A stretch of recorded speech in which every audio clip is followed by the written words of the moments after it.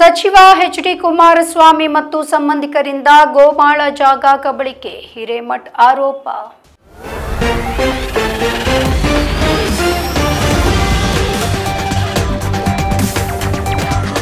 ಕೇಂದ್ರ ಬೃಹತ್ ಕೈಗಾರಿಕಾ ಸಚಿವರಾದಂತಹ ಎಚ್.ಡಿ. ಕುಮಾರಸ್ವಾಮಿ ಮತ್ತು ಅವರ ಸಂಬಂಧಿಕರು ರಾಮನಗರ ಜಿಲ್ಲೆಯ ಬಿಡದಿ ಹೋಬಳಿಯ ಕ್ಯಾತನಗಾಳಹಳ್ಳಿಯಲ್ಲಿ ಗೋಮಾಳದ ಜಾಗವನ್ನ ಅತಿಕ್ರಮಣ ಮಾಡಿದ್ದಾರೆ ಎಂದು ಸಮಾಜ ಪರಿವರ್ತನಾ ಸಮುದಾಯದ ಸಂಸ್ಥಾಪಕ ಹಿರೇಮಠ್ ಆರೋಪಿಸಿದ್ದಾರೆ.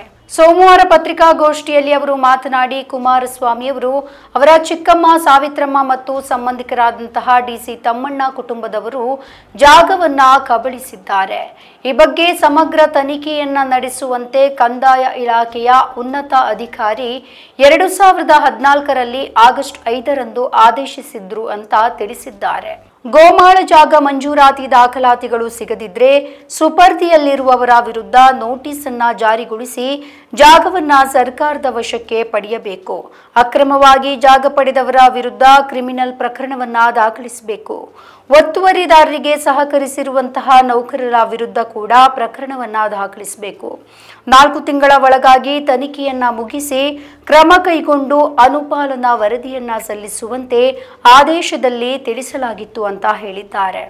ಕೆಆರ್ಎಸ್ ಪಕ್ಷದ ರವಿಕೃಷ್ಣ ರೆಡ್ಡಿ ಮಾತನಾಡಿ, ಕುಮಾರಸ್ವಾಮಿ ಮತ್ತು ಅವರ ಸಂಬಂಧಿಕರು ಅಕ್ರಮವಾಗಿ ಕಬಳಿಸಿರುವ ದಾಖಲೆಗಳು ಮಾತನಾಡ್ತಾ ಇದೆ. ಪುಸ್ತಕವನ್ನ ಬಿಡುಗಡೆಗೊಳಿಸಿದ್ದೇನೆ. ಇಡಿ ಹಗರಣದ ವಿವರಣೆ ಈ ಪುಸ್ತಕದಲ್ಲಿದೆ. ಎಚ್.ಡಿ. ಕುಮಾರಸ್ವಾಮಿ ಮತ್ತು ಅವರ ಕುಟುಂಬದವರು ಹಾಗೆ ಅವರ ಹತ್ತಿರದ ಸಂಬಂಧಿಗಳು ಡಿಸಿ ತಮ್ಮಣ್ಣ ಮತ್ತು ಅವರ ಕುಟುಂಬದವರು ಅಕ್ರಮವಾಗಿ ಕಬಳಿಸಿರುವ 110 ಎಕರೆ ಗೋಮಾಳ ಸಹಿತ 200 ಎಕರೆ ಜಮೀನು ಪ್ರಕರಣಕ್ಕೆ ಸಂಬಂಧಿಸಿದಂತೆ ಉನ್ನತ ಮಟ್ಟದ ತನಿಖೆಯನ್ನ ನಡೆಸಿ ಸರ್ಕಾರ ಮುಟ್ಟುಗೋಲು ಹಾಕಿಸಿಕೊಳ್ಳಬೇಕು ಎಂದು 2014ರಲ್ಲಿ ಆಗಸ್ಟ್ 25ರಂದು ರಾಮನಗರ ಉಪವಿಭಾಗಾಧಿಕಾರಿ ಬರೆದಿರುವ ಒಕ್ಕಣೆ ಪುಸ್ತಕದಲ್ಲಿದೆ ಎಂದು ತಿಳಿಸಿದ್ದಾರೆ. ಪ್ರಕರಣಗಳಿಗೆ ಸಂಬಂಧಿಸಿದ ದಾಖಲೆಗಳನ್ನ ನಾಪತ್ತೆ ಮಾಡಲಾಗಿದೆ. ಹೀಗಾಗಿ ಮೂಲ ದಾಖಲೆಗಳು ಲಭ್ಯ ಇಲ್ಲದಂತಾಗಿದೆ. ಪ್ರಕರಣದಲ್ಲಿ ಮುಚ್ಚಿ ಹಾಕಲು ಜೆಡಿಎಸ್ ಮಾತ್ರ ಅಲ್ಲ, ಬಿಜೆಪಿ, ಕಾಂಗ್ರೆಸ್ ಪಕ್ಷಗಳು ಕೂಡ ಪ್ರಯತ್ನ ಪಡ್ತಾ ಇದೆ. ಒಳ ಒಪ್ಪಂದ ರಾಜಕಾರಣ ನಡೀತಾ ಇದೆ ಎಂದು ಅವರು ದೂರಿದ್ದಾರೆ. ನಮ್ಮ ಈ ವಿಡಿಯೋ ನಿಮಗೆ ಇಷ್ಟ ಆದಲ್ಲಿ ಲೈಕ್ ಮಾಡಿ, ಶೇರ್ ಮಾಡಿ, ಕಮೆಂಟ್ ಮಾಡಿ ಮತ್ತೆ ಸಬ್ಸ್ಕ್ರೈಬ್ ಮಾಡಿ.